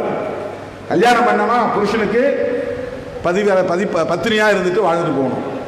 புருஷன் காலை தினம் தொட்டு கும்பிடணும். புருஷன் செத்து போயிட்டானா மொட்டை அடிச்சுக்கணும், வெள்ளை துணியை கட்டிக்கணும், வெளியே போகக்கூடாது, நல்லது கெட்டதில் கலந்துக்கூடாது, ஆண்கள் நிற்கிற இடத்துல போய் நிற்கக்கூடாது. இதெல்லாம் காலகாலமாக இருக்குது. அதைத்தான் மறுபடியும் அவன் விரும்புகிறான். அதனால தான் அவனை பிற்போக்கு சக்திங்கிறான். நாம் முன்னால் போயிட்டு இருக்கிறோம், அவன் பின்னால் போயிட்டு இருக்கிறான். பின்னால்னா கடந்த காலத்தில் எப்படி இந்த சமுதாயம் இருந்ததோ அதே மாதிரி சமுதாயத்தை மறுபடியும் கொண்டு வர வேண்டும். இங்க கக்கூஸ் கழுவுறவன் கக்கூஸ் கழுவணும், ஆடு மேய்க்கிறவன் ஆடு மேய்க்கணும், ஆடு மேய்க்கிறவன் பிள்ளை மாடு மேய்க்கணும், துணி வெளுக்கிறவன் பிள்ளை துணியை வெளுக்கணும், மரவேலையை செய்கிற ஆசாரி பிள்ளைகள் ஆசாரியாகவே பிறக்கணும். உனக்கும் எனக்கும் பிள்ளை பிறந்தா மாடு மேய்க்க பிறகுது, ஆசாரிக்கு பிள்ளை பிறந்தா நாற்காலி செய்யறதுக்கு தச்சு வேலை செய்யறதான் பிறகுது, வண்ணானுக்கு பிள்ளை பிறந்தா துணி வெளுக்கத்தான் பிறகுது. எதுக்கு பிறந்திருக்கு பிள்ளை? மறுபடியும் துணி வெளுக்கிறது. இதுதான் மனு தர்மம். இதை உடைச்சி நேற்று அப்பன் துணி வெளுத்தான், இப்ப மகன் ஜட்ஜா உட்கார்ந்து கையெழுத்து போடுறான், தீர்ப்பு எழுதுறான். இந்த மாற்றத்தை இடையிலே நிகழ்ந்த இந்த சமூக மாற்றத்தை நிகழ்த்திய கோட்பாட்டின் பெயர்தான் சமூக நீதி. இதைதான் ஆர்எஸ்எஸ் காரன் விரும்புறான். ஏன் நீங்க எல்லாம் படிச்சு என்ன பண்ண போறீங்கன்னு கேட்கறான். இவன் படிச்சு என்ன அங்க கிழிச்சிட்டான்? இப்போ தலித்துகள் கட்டின பாலம்லாம் என்ன ஸ்ட்ராங்காக இல்லாமல் இருக்கா? கட்டிடங்கள் எல்லாம் வலிமை இல்லாமல் இருக்கா? தலித் சமூகத்தை சார்ந்த டாக்டர்கள்லாம் ஊசி போட்டு யாரும் பழைக்கலையா? பெண்கள் எழுதினா தீர்ப்பு இல்லையா? பெண்கள் துணைவேந்தரா இருந்து ஒரு பல்கலைக்கழகத்தை நிர்வகிக்க முடியாதா? ஆண்களுக்கு அதான் செய்ய முடியுமா? எனக்கு செஞ்சு காட்டுறாங்களா இல்லையா? ஆனாடப்பட்ட ஆம்பளைகள் பூரா தூக்கி அடிச்சாங்களே இந்திரா காந்தி அம்மையா. திசைக்கு ஒரு இடத்துல மொரார்ஜி தேசாய் ஒரு ஜெயிலில் போட்டாங்க, சரண் சிங் ஒரு ஜெயிலில் போட்டாங்க, எல்லாம் ஓடி ஒளிஞ்சாங்க. அன்னைக்கு மிசா காலத்தில் ஒரு அம்மணிக்கு, ஒரு பெண்மணிக்கு, இந்திரா காந்திங்கிற ஒரு பெண்மணிக்கு இந்தியாவில் இருந்த ஆயிரக்கணக்கான ஆளானப்பட்ட தலைவர்கள் பூரா ஓடி ஒளிஞ்சாங்க. ஆண்களால் மட்டும்தான் ஆட்சி நிர்வாகம் செய்ய முடியுமா? ஜெயலலிதா அம்மாவோடு நமக்கு அரசியல் முரண்பாடு உண்டது வேறு. ஆனா இந்த ஆண்கள் மத்தியில் அவங்க எப்படி நிமிர்ந்து நின்று அரசியல் பண்ணாங்க, எவ்வளவு பெரிய ஆளுமை அவங்ககிட்ட இருந்துச்சு, அதை மறுக்க முடியுமா? வாய்ப்பு கொடுத்தால் ஆணா இருந்தால் என்ன, பெண்ணா இருந்தால் என்ன, எல்லோராலும் சாதிக்க முடியும் என்பதுதான். வாய்ப்பு கொடுத்து பாரு. இங்க உட்கார்ந்து கூட ஒரு முதலமைச்சர் இருக்கிறான், ஆட்சி செய்ய முடியும்.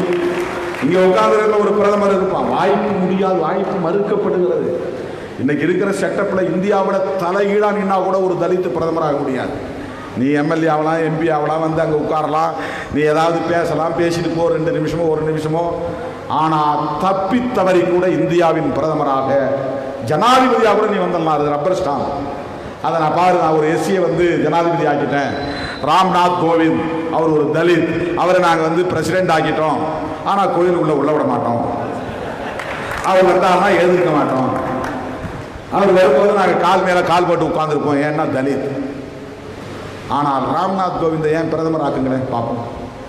மோடி அவர்களே, நீங்கள் ராஜினாமா செய்துவிட்டு சமூக நீதி மீது நம்பிக்கை இருந்தால் ஒரே ஒரு நாள் ராம்நாத் கோவிந்த் அவர்களை பிரதமராக்க முடியுமா? ஒரே ஒரு நாள் நான் கேட்கிறேன். ஒரே ஒரு நாள் முதலமைச்சராக இருந்த ஒரு படம் வந்தது, அந்த மாதிரி நான் கோரிக்கை வைக்கிறேன். ஒரே ஒரு நாள் ராம்நாத் கோவிந்த் உங்க கட்சிக்காரர் தான், அவரு ஒரு சங்கீதம். ராம்நாத் கோவிந்த் ஒரு சங்கீதம், RSS வளர்ந்தவர் தான். ஒரே ஒரு நாள் உங்க கட்சியில பிரதமர் அவர் உட்கார வைக்க பார்ப்போம்.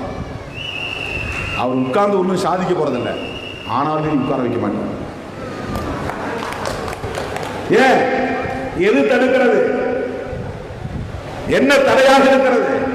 இதுதான் தோழர்களே சனாதனம் என்று பெயர். இந்த கருத்தியலுக்கு பெயர் தான், இந்த கோட்பாட்டுக்கு பெயர் தான் சனாதனம்.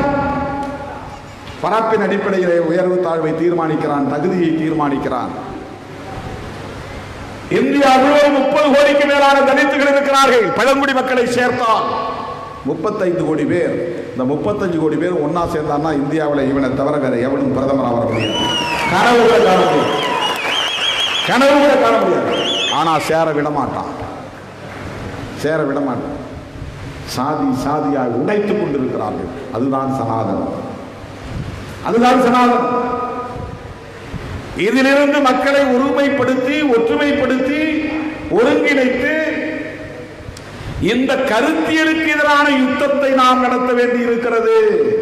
அப்ப எஸ்சி மட்டும் போராடினா முடியாது, எஸ்டி மட்டும் போராடினால் முடியாது, ஓபிசி தனியாக நின்று போராடினால் முடியாது. இந்த RSS சங் பரிவார் கும்பலை மறுபடியும் ஆட்சிக்கு வரவிடாமல் தடுக்க வேண்டுமானால், மோடியை பிரதமராக வரவிடாமல் தடுக்க வேண்டுமானால், அகில இந்திய அளவில் சமூக நீதியை கோருகிற சமூகங்கள் அனைத்தும் ஒன்றுபட்டாக வேண்டும், ஒருங்கிணைந்தாக வேண்டும். இங்க ஒற்றுமை தமிழர் என்கிற பெயரால் ஒற்றுமை நிகழாது, பாட்டாளி வர்க்கம் என்கிற பெயரால் ஒற்றுமை நிகழாது, தலித் என்கிற பெயரால் ஒற்றுமை நிகழாது. கடந்த காலங்களில் அதை சாதித்து பார்த்து விட்டோம், சோதித்து பார்த்து விட்டோம். கருத்தியல் சார்ந்துதான் எப்போதுமே ஒற்றுமை நிலைத்திருக்கும். ரெண்டு பேருக்கு இடையில கருத்து ஒற்றுமையா இருந்தால் தான் நிலைத்திருக்க முடியும். கருத்து ஒற்றுமையாக தான் இந்த மேடையில் வந்து அண்ணன் குளத்தூர் மணியும் நாமும் ஒரு இடத்துல உட்கார முடிகிறது. கருத்து ஒற்றுமை தான் இது சாதி ஒற்றுமை கிடையாது. இன்னும் சொல்ல போனால் தமிழர் ஒற்றுமைன்னு கூட இதை நம்ம சொல்ல முடியாது. சமூக நீதி ஒற்றுமை, சமூக நீதி என்கிற கோட்பாட்டு அடிப்படையிலான ஒற்றுமை, கருத்தியல் ஒற்றுமை. எனவேதான் விடுதலை சிறுத்தைகள் என்ன முன்மொழிகிறது என்றால், எஸ்சி எஸ்டி பிசி எம்பிசி இதெல்லாம் நடக்குமா? அவெல்லாம் வருவாங்களா? உங்களை ஏத்துக்கவே இல்லையே.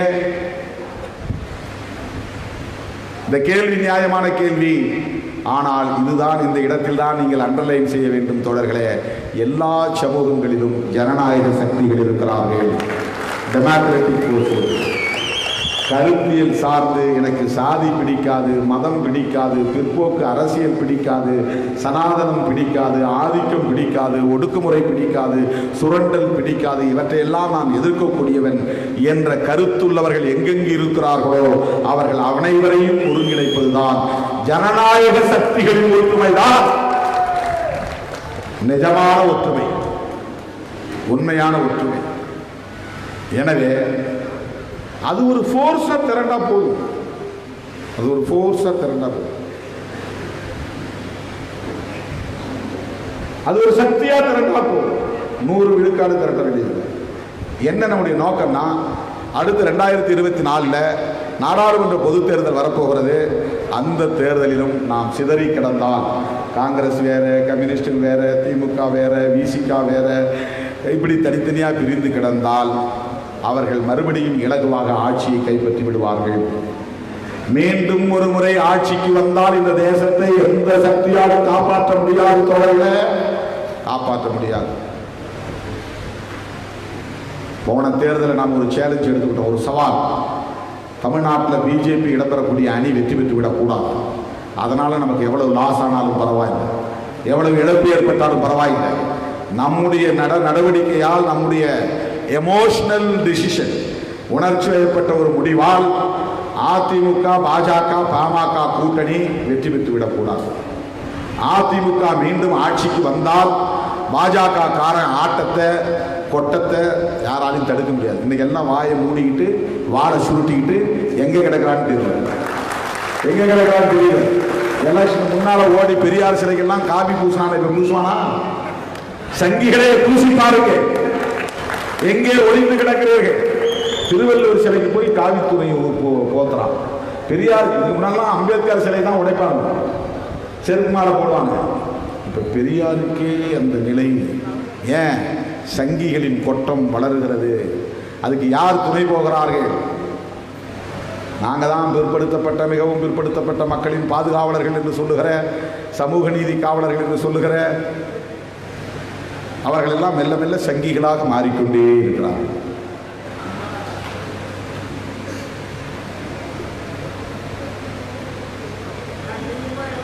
அவர்கள் துணை போகிறார்கள். அதிமுக ஆட்சிக்கு வந்தா பிஜேபி ஆளுற மாதிரி ஆயிடும். இதை தடுத்தாக வேண்டும். திமுக தலைமையிலான கூட்டணி கெட்டியாக இருக்க வேண்டும், வெற்றிகரமாக இருக்க வேண்டும். அந்த கூட்டணியை ஆட்சிக்கு வர விடாமல் தடுத்து நிறுத்தியாக வேண்டும். இதுதான் நம்முடைய சேலஞ்சா இருந்தது. விடுதலை சிறுத்தைகள் அந்த அடிப்படையில் கூட்டணி அமைத்தோம், தேர்தலில் போட்டியிட்டோம். இன்றைக்கு அதிமுக கூட்டணியை ஆட்சிக்கு வர விடாமல் தடுத்ததில் விடுதலை சிறுத்தைகளின் பங்கு மகத்தானது என்பதை நான் சொல்ல கடமைப்பட்டிருக்கிறேன். இரண்டாவது நம் முன்னால் இருக்கிற சேலஞ்ச் 2024 மோடி ஆட்சிக்கு வரக்கூடாது. நாம சின்ன கட்சி தானே, தமிழ்நாட்டில் தானே இருக்கோம், அப்படி இல்லை. கருத்தியல் அடிப்படையில் இந்தியா முழுவதும் நமக்கான ஆதரவாளர்கள் இருக்கிறார்கள். இந்தியா முழுவதும் விசிக இல்லாமல் இருக்கலாம், இந்தியா முழுவதும் விசிக ஒரு தேசிய கட்சியாக இல்லாமல் இருக்கலாம். ஆனால் பிஜேபிக்கு எதிரான சிந்தனை உள்ளவர்கள், மோடி ஆட்சிக்கு வரக்கூடாது என்று சிந்திக்கக்கூடியவர்கள் இந்தியா முழுவதும் இருக்கிறார்கள். பெரியாரை ஏற்றுக்கொண்டவர்கள், அம்பேத்கரை புரிந்து கொண்டவர்கள் இந்தியா முழுவதும் இருக்கிறார்கள். மார்க்சியத்தை உள்வாங்கியவர்கள் இந்தியா முழுவதும் இருக்கிறார்கள். இவர்கள் அனைவரையும் நாம் ஒருங்கிணைக்க வேண்டும். சிறுபான்மை சமூகத்தினரை ஒருங்கிணைக்க வேண்டும். ஜனநாயக சக்திகளை ஒருங்கிணைக்க வேண்டும். இதற்காக முன்மொழியப்பட்ட முழக்கம்தான் சமூக நீதி சமூகங்களின் ஒற்றுமை. Unity of communities for social justice. இதுதான் சமூக நீதிக்காக போராடக்கூடிய எல்லா சமூகங்களையும் ஒருங்கிணைத்தாக வேண்டும். அதுக்காக தான் அந்த எம்பிசி பேரணியில் போய் நான் உட்கார்ந்தேன். அவங்க கூப்பிட்டு தான் போனேன். யாரோ ஒரு சங்கியை தூண்டி விட்டாங்க, சார் நாங்கள் பொதுக்குள்ள முடிவெடுக்கலை அப்படி இப்படின்னு. ஆனால் பெரும்பான்மையான எல்லோரும் என்னை நேரிலே வந்து ஒரு முறைக்கு பல முறை வந்து சந்தித்து, உங்கள் ஒருவரால் தான் சமூக நீதிக்கு இன்றைக்கு உரத்து குரல் கொடுக்க முடியும், எனவே எங்கள் அரங்கில் நீங்கள் வந்து குரல் எழுப்ப வேண்டும், உங்கள் குரல் முதல்வரின் செவிக்கு எட்டும் என்று சொன்னதன் அடிப்படையில் நான் போனேன். எதுக்காக போனேன்னா சமூக நீதிக்காக போனேன். தமிழகத்தில் முதலமைச்சராகுங்கிறதுக்காக போனேன், சமூக நீதிக்காக போனேன், சமூக நீதி சமூகங்களின் ஒற்றுமைக்காக போனேன். எனது அருமை தோழர்களே, தந்தை பெரியார் சமூக நீதியின் வடிவம். அவர்தான் நான் அடையாளம். புரட்சியாளர் அம்பேத்கரும் தந்தை பெரியாரும் சமூக நீதிக்கான அடையாளம், symbol of social justice. Periyar சொன்னதா பதிவாகிறது 1947 விடுதலையில் வெளியாகி. அம்பேத்கரை, பஞ்சமர் சமூகத்தை பார்த்து நான் சொன்னேன், அம்பேத்கரை தலைவராக ஏற்றுக்கொள்ளுங்கள் என்று. பஞ்சமர்களே, அம்பேத்கரால் தான் உங்களுக்கு விடியல் கிடைக்கும், அவரை தலைவராக ஏற்று நீங்கள் அணிதிரளுங்கள் என்று சொன்னேன். இன்னொன்றையும் சொல்லுகிறேன், நானே அவரை தலைவராக ஏற்றுக்கொள்கிறேன் என்று தந்தை பெரியார் சொல்லியிருக்கிறார்.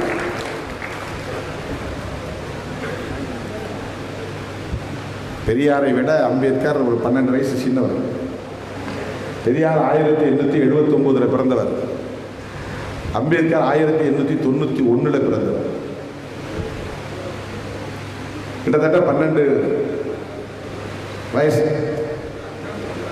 ஆனால் வாழ்ந்த காலத்தில் சமகால தலைவர்களாக நெருங்கி பழகக்கூடிய அளவுக்கு ஒரு கொள்கை புரிதல், கோட்பாட்டு புரிதல் இருவருக்கும் இடையிலே இருந்தது. அந்த நிலையில் புரட்சியாளர் அம்பேத்கர் அவர்களை பர்மாவுக்கு போய் சந்தித்து அவரோடு கலந்துரையாடக்கூடிய அளவுக்கு அம்பேத்கருக்கும் பெரியாருக்கும் இடையிலே இருந்த உறவு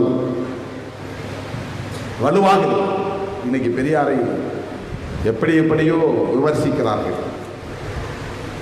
பெரியாரிடமிருந்தும் அம்பேத்கரிடமிருந்தும் நமக்கு தேவை ஒரே ஒரு ஃபேக்டர், ஒரே ஒரு பண்பு கூறு, சோசியல் ஜஸ்டிஸ். யோசிச்சு பாருங்க, அம்பேத்கர் கூட ஷெட்யூல் காஸ்ட்ல பிறந்ததால் அவருக்கு அந்த போராட்ட குணம் வர வேண்டிய வரலாற்று தேவை இருந்ததுன்னு சொல்லலாம். பெரியார் ஒரு ஆதிக்க சமூகத்தில் பிறந்தவர், நாயக்கர் சமூகத்தில் பிறந்தவர். அவருக்கு அன்டச்சபிலிட்டியே கிடையாது, சமூக இழிவு கிடையாது. அவர் வறுமையில் வாடவில்லை, பெரிய செல்வந்தர் குடும்பத்திலே பிறந்தவர். ஆதிக்கம் செய்யக்கூடிய அளவுக்கு பொருளாதார பின்னணி உண்டு, சாதி பின்னணி உண்டு. அவர் எந்த கட்சியில் வேணாலும் பெரிய பொறுப்பில் இருந்திருக்க முடியும். அப்படி வாய்ப்பையும் பெற்றவர் அவர். அவர் நினைத்திருந்தால் அண்ணா காலத்திலே கூட முதலமைச்சராக இருக்க முடியும். அவர் யோசிச்சு பாருங்க. அதுவும் ஒரு காங்கிரஸ் கட்சியில், ஒரு முதலாளித்துவ அரசியல் பேசக்கூடிய கட்சியில் இருந்து வெளியேறி வந்து அவர் இந்த சமூக நீதிக்காக தனது வாழ்க்கை முழுமையாக ஒப்படைத்துக் கொண்டார் என்றால் நாம் பெரியாரை எந்த அளவுகோல் கொண்டு பார்ப்பது? சமூக நீதி என்கிற அளவுகோல் தான். தந்தை பெரியாரையும் புரட்சியாளர் அம்பேத்கரையும் சமூக நீதி என்கிற அளவுகோலை கொண்டு நாம் உள்வாங்கி இருக்கிற நிலையில் பிற்படுத்தப்பட்ட மக்களுக்கான சமூக நீதிக்காகவும் போராடியவர் புரட்சியாளர் அம்பேத்கர் என்கிற அடிப்படையில் சமூக நீதி சமூகங்களின் ஒற்றுமையின் மூலம்தான் இந்த சனாதன சக்திகளை விரட்டி அடிக்க முடியும் என்கிற புரிதலோடு நாம் இந்த சமூக நீதி சமூகங்களின் ஒற்றுமை என்கிற கருத்தை முன்மொழிகிறோம். தோழர்களே, இதை தமிழ்நாடு முழுவதும் இந்த நாளோடு நாம் நிறைவு செய்வதாக ஏற்கனவே அறிவித்தாலும் கூட அடுத்த ஆகஸ்ட் 17 வரையில் இந்த சமூக நீதி சமூகங்களின் ஒற்றுமை குறித்த கருத்தரங்குகளை தொடர்ந்து நடத்துவோம், கவியரங்குகளை தொடர்ந்து நடத்துவோம் என்பதை சொல்லி கொஞ்சம் அமைதியாக இருக்க வேண்டும். ஓரிரு நிகழ்ச்சிகள் சில நிமிடங்களில் நிறைவு வர இருக்கிறது. நான் அண்மையிலே என்னுடைய கண்களை தானம் செய்தேன். ஏன் தெரியுமா? என்னிட்ட வந்து ஒருத்தர் அரவிந்த் மருத்துவமனையில் நீங்க கண்தானம் செய்ய சொல்லி ஒரு வேண்டுகோள் கொடுத்து வீடியோ பதிவு செய்து தாருங்கள் என்று சொன்னார். நான் சொன்னேன், மற்றவங்களை கண்ணை தானம் செய்யுங்கன்னு சொல்றது முன்னாடி நான் கண்ணை தானம் செஞ்சாகுமா இல்லையா? அதனால நான் தானம் செஞ்ச பிறகு வேணா உங்களுக்கு வீடியோ அப்படி பதிவு பண்ணி தரேன் அப்படின்னு சொன்னேன். என் குடும்பத்தில் எங்க அப்பா பேரை மாத்தின பிறகுதான் இயக்க தோழர்களின் பேரை நான் மாற்றினேன். நீங்க பேரை மாத்தீங்கன்னு நான் போக சொல்லல. என் பேர் தமிழ் பெயர், தம்பி செங்குட்டுவன் பெயர் தமிழ் பெயர், இன்னொரு தம்பி பாரிவள்ளல் பெயர் தமிழ் பெயர், அம்மா பெரியம்மா தமிழ் பெயர், அம்மா செல்லம்மா தமிழ் பெயர். அவங்க பேரை எதையும் மாற்ற வேண்டியதில்லை. அப்பா பேர் மட்டும்தான் ராமசாமின்னு இந்து பேரா இருந்தது. பெரியாருடைய பெயரு ராமசாமி தான், என்ன பெற்ற அப்பாவுடைய பெயரு ராமசாமி தான். அந்த ராமசாமி என்கிற இந்து அடையாளத்தை போக்க வேண்டும் என்பதற்காகத்தான் அவருக்கு தொல்காப்பியன் என்று பெயர் சூட்டிவிட்டு மற்ற தோழர்கள் அனைவரையும் நான் பெயர் மாற்றம் செய்ய சொன்னேன். அதே போல நானே கண்தானம் வழங்கி கையொப்பமிட்ட பிறகு கண்தானம் வழங்குகள் என்று வேண்டுகோள் விடுத்தேன். அதை பார்த்துட்டு இமயவரம்பன் 60 பேரை கண்தானம் வழங்குவதற்கான ஏற்பாட்டை செய்திருக்கிறார். அதுல 16 பேருக்கு சர்டிபிகேட் இருக்கு.